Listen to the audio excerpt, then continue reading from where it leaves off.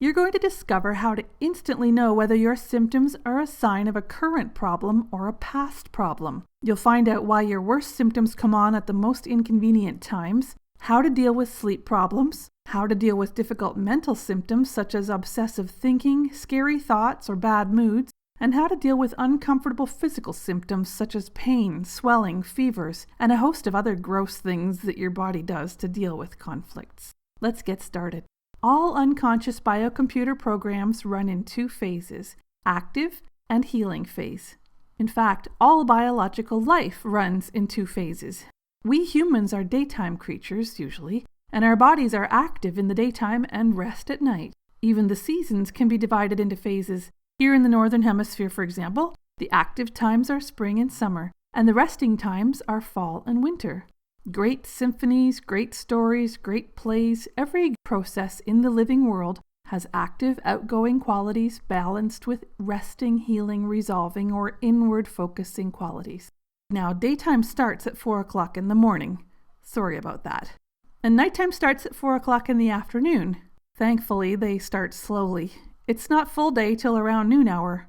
The middle of the night comes well after supper time. As daytime creatures, we humans are active in the daytime and we rest at night. Active time means that our metabolisms kick up, and almost all biological processes increase in speed and intensity. We're less hungry in the daytime than at night because it's not metabolically efficient to be digesting a big meal when you're out trying to hunt one, for example. Our minds are also much more active in the daytime than at night. You spend the daytime worrying about money, getting your shopping and housekeeping done, making sales calls, making deliveries, raking the yard. And at night, you want to relax, be passively entertained. In the daytime, you burn most of your calories, so you're more thirsty in the daytime than at night because your metabolism needs the lubrication to flush out metabolic waste products. In the daytime, you run a cooler temperature than at nighttime because you're using your calories to do things rather than just to keep warm. So that's the day-night rhythm.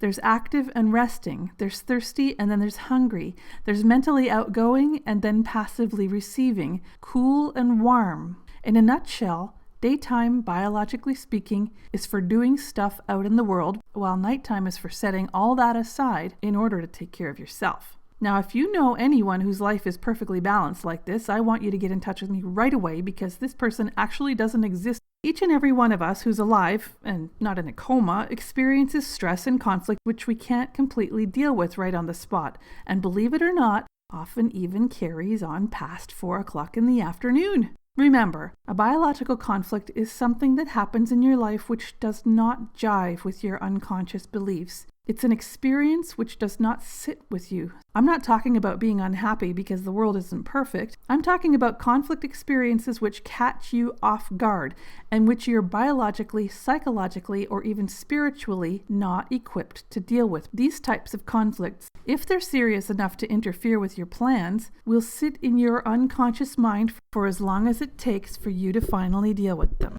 Conflicts can be big and small, long-term or very brief. You can have conflicts with your boss, your family, your own self. You can have conflicts about the deal on your dream house falling through at the last minute, or about selling a hot stock too soon and losing out on a hell of a deal. You can have conflicts about your pets, about getting stuck in traffic, about not being as good looking as you used to be, about people stealing your chair when you get up to go to the bathroom.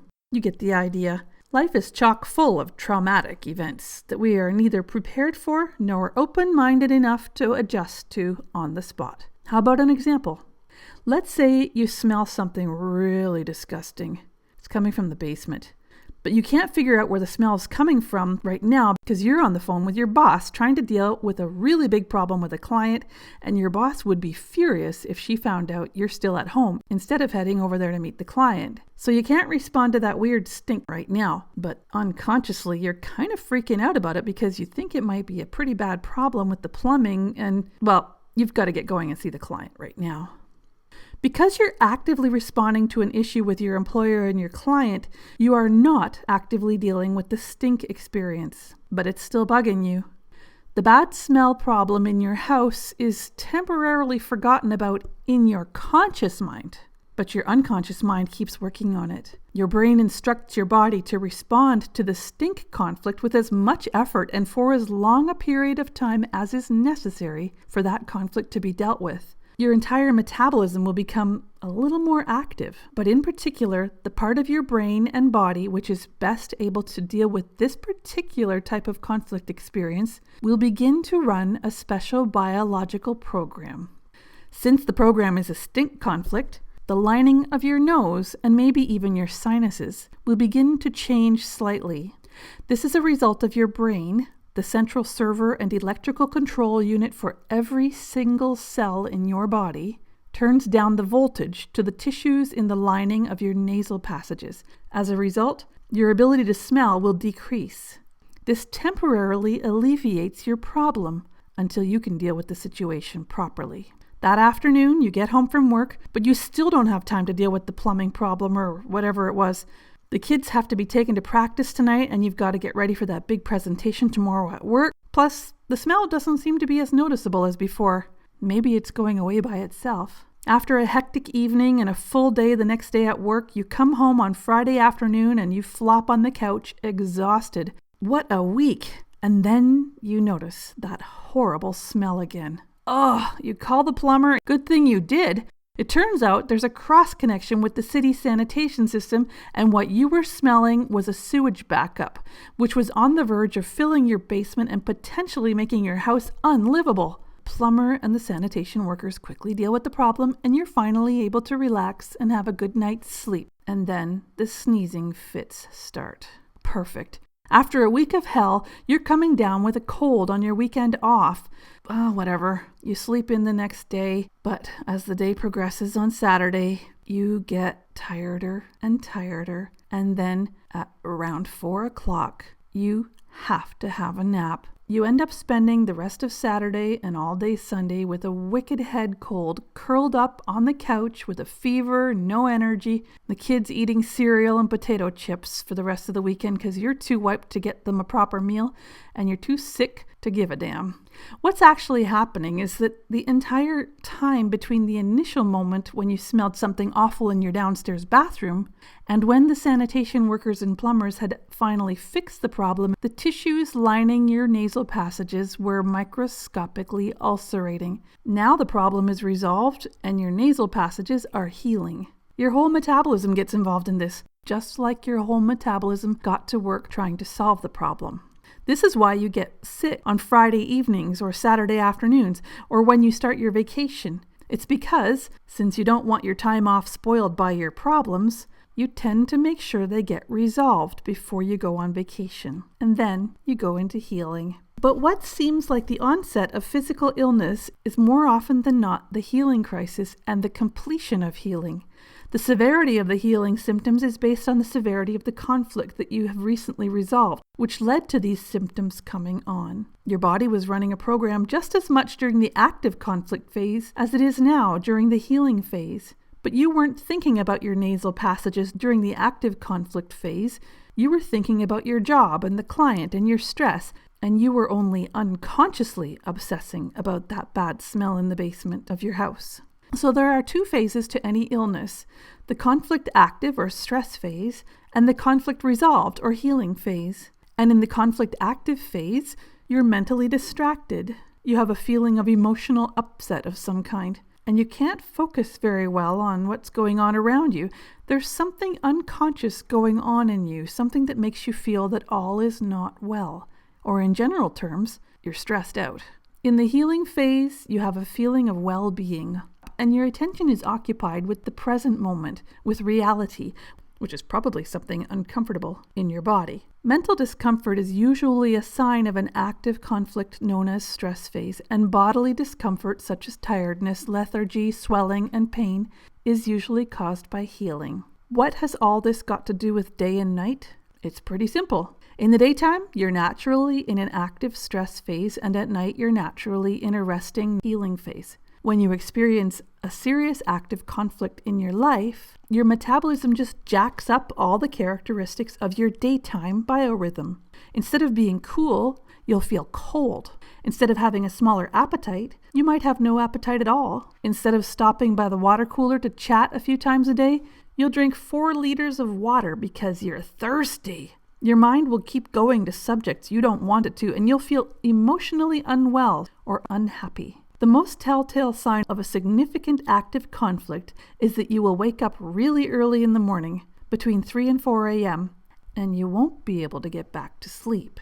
Insomnia in the early morning is caused by an active conflict. Conversely, when your conflict's been resolved, your metabolism will jack up all the characteristics of your nighttime biorhythm, where at night you're naturally going to be in a resting, I don't care, talk to me about it tomorrow phase. During the healing phase after resolving a significant conflict, your normal nighttime characteristics will be exaggerated. Instead of having a hard air appetite, you might be ravenous. Instead of drinking your 8 glasses of water a day, you might forget to drink water for the whole day.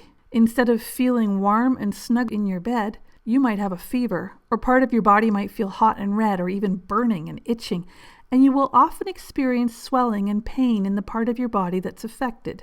Mentally, you'll temporarily stop giving a crap about stuff that used to be pretty important to you.